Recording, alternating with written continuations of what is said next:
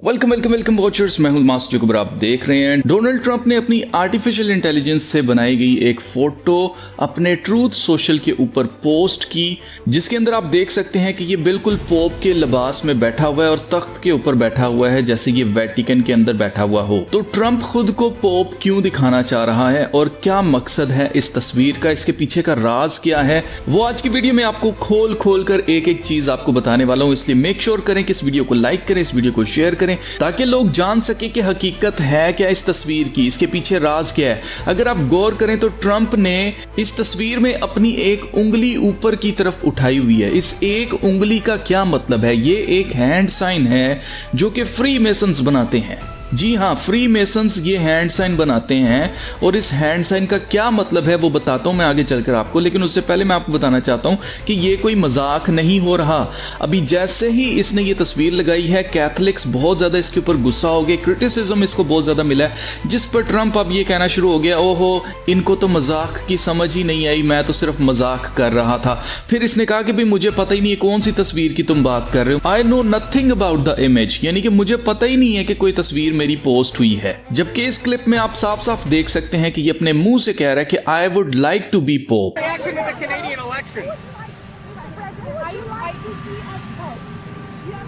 As Pope? I'd like to be Pope. That would be my number one choice. तो आपने notice किया कि Trump क्या कह रहा है? ट्रंप कह रहा है I'd like to be Pope, यानी कि मैं पोप बनना चाहूंगा, ये मेरी नंबर वन चॉइस होगी। अगर मुझे चॉइस मिले तो मैं तो बनना चाहूंगा पोप। और अभी जब इसको क्रिटिसिज्म मिल रहा है तो उस पर ये कह रहा है मुझे पता ही नहीं है कौन सी तस्वीर की बात कर रहे हो, वो तो मजाक था। तो ये कोई मजाक नहीं हो रहा है। व्हाइट हाउस ने खुद भी इस पोस्ट को दोबारा से रीपोस्ट किया है। आप देख सकते हैं कि व्हाइट हाउस ने इस तस्वीर को दोबारा से पोस्ट किया है। क्यों किया है, इसके पीछे का एजेंडा क्या है, अब आप एक एक चीज को जरा समझिएगा गौर से। ये एक उंगली आसमान की तरफ करना, ऊपर की तरफ करना है, ये एक मिसोनिक हैंड साइन है। ये मैं अपने पास से नहीं आपको बता रहा, आप पढ़ सकते हैं। A masonic hand sign with one finger pointing up is commonly associated with heaven, the spiritual realm और pointing to a higher power. In some interpretations it can also signify a wish to go to heaven. ये चीज याद रखनी है आपने, a wish to go to haven.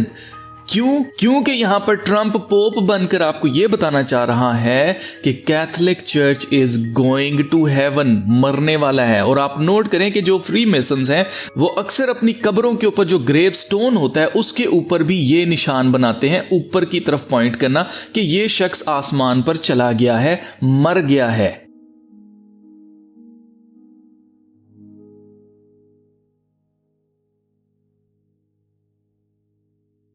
So this is the death of Catholic Church and this is the death of Christianity। कैसे? आगे चलकर आपको बताता हूं, आपको एक एक चीज क्लियर हो जाएगी। अब आप नोट कीजिएगा कि यहां पर आपको कुछ यहूदी दिखाई दे रहे हैं जो कि खुद को यहूदी कहते हैं पर है नहीं, बल्कि शैतान की जमात के हैं। ये ट्रंप को घेर के यहां पर खड़े हुए हैं, कुछ साइन करवा रहे हैं। यहां पर एक एग्जीक्यूटिव ऑर्डर साइन किया जाता है और वही कानून जिसके ऊपर मैंने एक दफा वीडियो बनाकर आपको बताया था कि ये बिल पेश किया गया है अमेरिका की कांग्रेस के अंदर, जिसमें बात की जा रही है एंटी सेमिटिज्म लॉ की। एंटी सेमिटिज्म लॉ ये था कि जनाब आप कुछ भी यहूदियों के खिलाफ बुरा भला नहीं कह सकते। और उसमें एक शिक थी और वो शिक ये थी कि कोई भी ये नहीं कह सकता अब कि यहूदियों ने यीशु मसीह को कत्ल करने के लिए पकड़वाया था या उनको कत्ल किया था। ये बात अब कोई भी नहीं कह सकेगा। और उसके ऊपर यहां पर एग्जीक्यूटिव ऑर्डर साइन किया गया है, यानी कि इसको मुकम्मल तौर पर अमेरिका के अंदर कानून बनाया जा चुका है। लेकिन क्योंकि इसके पीछे बहुत बैकलैश आई कि जनाब आप ये कौन सा कानून पास करने लगे हैं, तो इस पर इन्होंने क्या किया है, Why the Anti-Semitism Awareness Act now has a religious liberty clause to protect Jews killed Jesus statements। तो यहां पर एक और काम इन्होंने किया है। क्या काम किया इन्होंने? यहां पर आप पढ़ सकते हैं, The added language which is referred to as a manager's amendment and proposed by the committee's chair, Senator Bill Cassidy of Louisiana, states that the legislation would not diminish or infringe upon any right protected under the First Amendment to the Constitution of United States, including the free exercise of religion। यहां पर आप note कीजिए, including the free exercise of religion, जिसका सीधा सीधा मतलब यह है कि ये लोग बैन करना चाह रहे थे मसीहत को अमेरिका के अंदर कानून बना के, जिसको अभी फिलहाल के लिए एक क्लॉज बीच में डाल के इसको रोक दिया गया है ताकि हर बंदा फ्रीली अपना रिलीजन एक्सरसाइज कर सके। अब अगर ये कानून बन जाता है तो उसके बाद कोई भी मसीहत को प्रैक्टिस नहीं कर पाएगा अमेरिका के अंदर। सिर्फ अमेरिका के अंदर नहीं, बल्कि मैं आगे चलकर आपको बताता हूं, क्योंकि इसके बाद एक और नेक्स्ट स्टेप है जो ये शैतान के बच्चे बनाना चाह रहे हैं। और वो अगर कानून बना दिया जाता है तो पूरी दुनिया के अंदर जितनी भी अदालतें हैं उन सारी अदालतों के अंदर सेम वही कानून अप्लाई होगा। आप इस आर्टिकल में पढ़ सकते हैं, सैनहेड्रिन प्रेजेस ट्रम्प्स रीलो प्लान। और ये रीलो प्लान क्या है? बेसिकली ये वही प्लान है जिसको प्रोजेक्ट 2025 कहा गया था। और प्रोजेक्ट 2025 के ऊपर भी मैं वीडियो बनाकर आपको बता चुका हूं कि कैसे इनका प्लान है अमेरिका के अंदर। ये राइट विंग करके हमें कहा जा रहा है कि जी राइट विंग को पावर मिल जाएगी बहुत ज़्यादा और ये जो डेमोक्रेसी है वो ख़त्म हो जाएगी। ऐसी बातें की जा रही हैं, जबकि हकीकत में इसका जो एजेंडा था वो क्या था? इसका एजेंडा ये है, इसका लेना देना गजा से है और इसराइल से। आप देख सकते हैं, if you look deeply enough into Trump's 2025 रीलो plan for Palestinians in Gaza, you will find hints of Bible prophecy. यहां पर बाइबल प्रोफेसी की बात की जा रही है, जबकि यहां पर कहीं पर भी बाइबल प्रोफेसी का कुछ लेना देना नहीं। मैंने ये पूरा आर्टिकल पढ़ा है। अब यहां पर आप देख सकते हैं कि इसके अंदर बात की जा रही है द यूनिवर्सल मॉरल कोड। कौन सा यूनिवर्सल मॉरल कोड होने वाला है? One God, one first man, one basic law. यानी कि पूरी दुनिया के अंदर वन वर्ल्ड ऑर्डर जब लगाया जाए तो उसमें एक ही दुनिया का कानून होगा। वो कानून क्या होना है, किसके ऊपर बेस होने वाला है? वो कानून बेस होने वाला है the first commandment and the 7 laws of Noah. यानी कि हजरत नू को कोई 7 हुक्म दिए थे खुदा ने, जो कि सिर्फ और सिर्फ किनको पता है जी? इनको पता है, यहूदियों को, और किसी को नहीं पता। क्योंकि बाइबल में आपको ऐसे कोई भी नोवाहाइड लॉज पढ़ने को नहीं मिलेंगे। वो 7 कानून कौन से हैं जी? ये वो कानून है जो कि अब पूरी दुनिया की अदालतों के अंदर ये लागू करने के लिए प्लान किया जा रहा है। इस वक्त इसको पास कराने की कोशिश की जा रही है।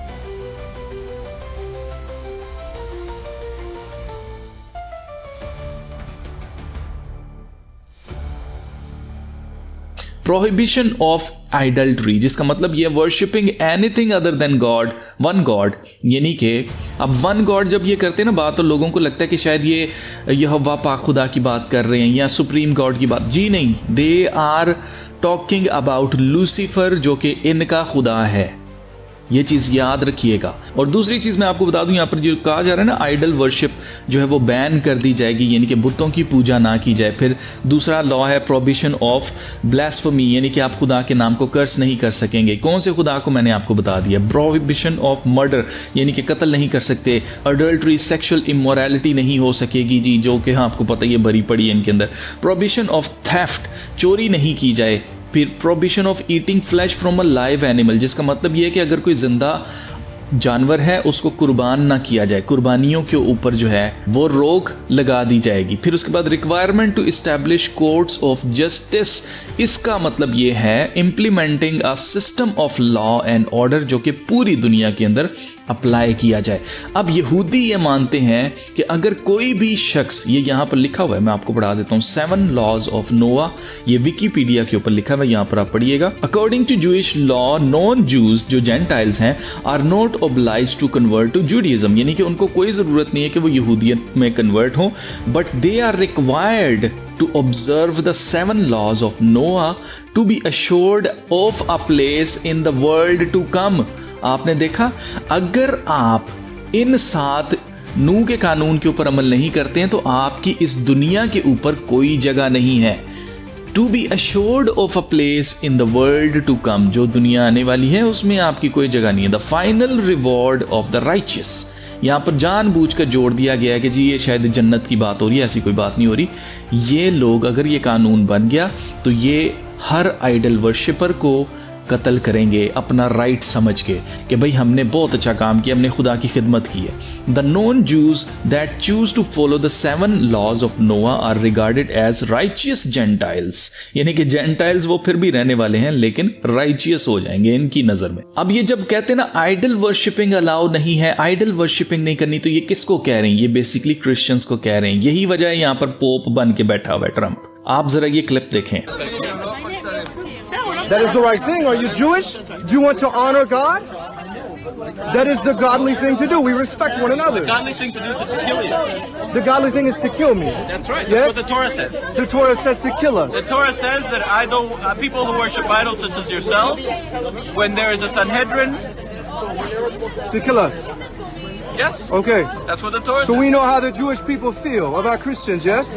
That you discriminate against Christians. Christians are idol You worship. just यहाँ पर आपके सामने है कि ये एक यहूदी यहाँ पर खड़ा होकर थ्रेट कर रहा है क्रिश्चियन को जो कि इसराइल के अंदर मौजूद है। उसको कह रहा है कि भाई जो क्रिश्चियंस हैं वो आइडल वर्शिपर्स हैं। और ये बात इनके जहन में कहाँ से आई है? Basically they do not follow तोरा, ये खुदा के कलाम को फॉलो नहीं करते हैं। ये बैबलोनियन जो तालमूद है इसको पढ़ते हैं। और ये तालमूद किसने लिखी है? इनके यहूदी रबाइज ने लिखी है। ये कहीं से भी इल्हामी किताब नहीं है, ये खुदा की तरफ से लिखवाई नहीं गई है, लेकिन उसके बावजूद ये इसके ऊपर ज़्यादा बिलीव करते हैं। और इस किताब के अंदर यीशु मसीह के बारे में देखें क्या लिखा है। यीशु मसीह के बारे में लिखा है सैनहेड्रिन 107 पेज के ऊपर देखें क्या लिखा है। टेल्स ऑफ अ जीसस यीशु who offended his teacher by paying too much attention to the innkeeper's wife, यानी कि लस्टफुली यीशु मसीह किसी के साथ थे। आप नोट करें कि कितना बड़ा इल्जाम ये यीशु मसीह पे लगा रहे हैं। आगे देखें, Jesus wished to be forgiven but his rabbi was too slow to forgive him, and Jesus in despair went away and put up a brick idol and worshipped it. इनका ये मानना है कि यीशु मसीह जो है वो एक क्या थे? आइडल वर्शिपर थे। और उन्होंने यही यहूदियों को सिखाकर उनको गुमराह किया था, जिसकी वजह से उनको कत्ल किया गया। तो आपके सामने है कि ये लोग बिलीव करते हैं कि क्रिश्चियंस क्या हैं? सबके सब आइडल वर्शिपर्स हैं। और इस चीज को साबित कौन करता है? इस चीज को साबित करता है कैथोलिक चर्च। जब भी क्रिश्चियंस की बात की जाएगी, उनके लीडर्स की बात की जाएगी कि लीडर कौन है जी क्रिश्चियनिटी का, तो आपके सामने पोप ही आएगा। जबकि पोप कहीं से भी क्रिश्चियंस को रिप्रेजेंट नहीं करता। लेकिन अफसोस की बात यह है कि आज बहुत से पास्टर्स जो कि हम जुदा भी हो चुके हैं कैथोलिक चर्च से, उसके बावजूद ये सब के सब वापस कैथोलिक चर्च में मर्ज हो रहे हैं यूनिटी के नाम के ऊपर। इनको ये नहीं पता कि ये यूनिटी क्यों की जा रही है, क्यों बनाई जा रही है ये यूनिटी। ये यूनिटी इसलिए नहीं बनाई जा रही ताकि आप मजबूत हों, ये इसलिए बनाई जा रही है ताकि आपको एक साथ ही खत्म किया जा सके।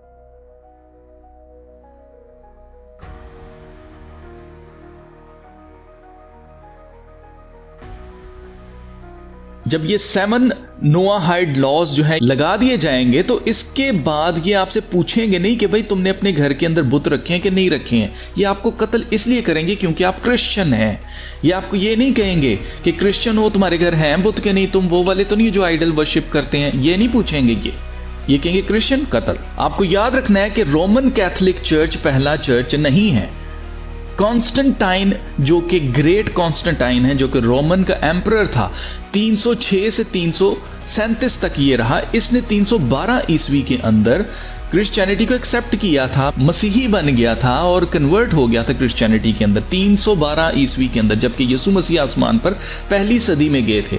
और आप नोट करें कि 300 साल तक, 3 सदियों तक जो अर्ली चर्च था उसका ताकुब किया रोमन्स ने और उनको कत्ल करते रहे। अब जैसे कॉन्स्टेंटाइन जो है, जैसे ये एम्परर क्रिश्चियनिटी को एक्सेप्ट करता है तो ये पूरी रोमन कौम जो कि बुत प्रस्त कौम थी उसको मसीही लेबल दे देता है और उसी तरह से बुत प्रस्ती जो है वो जारी रहती है, जो कि आज तक हो रही है। आपको याद रखना है कि असली जो अर्ली चर्च था, जो अर्ली क्रिश्चियंस थे, उनको इन्होंने कत्ल किया और खुद क्रिश्चियनिटी के कब्जा करके उसके ऊपर क्या बन के कि हम जी क्रिश्चियनिटी को रिप्रेजेंट करते हैं, जबकि ये कहीं से भी क्रिश्चियनिटी को रिप्रेजेंट नहीं करते हैं। लेकिन आप नोट करें कि इन्होंने नहीं आपसे पूछना कि भाई आप कैथोलिक हैं कि नहीं हैं, इन्होंने कहना क्रिश्चियन बस आइडल वर्शिपर। तो जीजो ट्रंप ने ऐसे ही नहीं कहा था कि क्रिश्चियंस बस इस दफा निकलो, इस दफा वोट करो, तुम्हें दोबारा कभी भी वोट करने की जरूरत नहीं पड़ेगी। क्यों? क्योंकि क्रिश्चियंस नहीं रहेंगे। ये प्रोजेक्ट 2025 है और साल 2025 चल रहा है अजीजों। आई होप कि इसके बाद आपकी आंखें खुलेंगी। अपने चर्च लीडर्स के साथ इस वीडियो को शेयर करें ताकि उनको समझ लगे कि ये जो यूनिटी के नाम पे वापस जो आप कैथोलिक चर्च के साथ मर्ज हो रहे हैं ये कितना खतरनाक है। आई होप कि आपको समझ आ गई होगी कि पोप यहाँ पर बनकर ये क्यों बैठा हुआ है, इस एक उंगली का क्या मतलब है और ये सारा एजेंडा है क्या।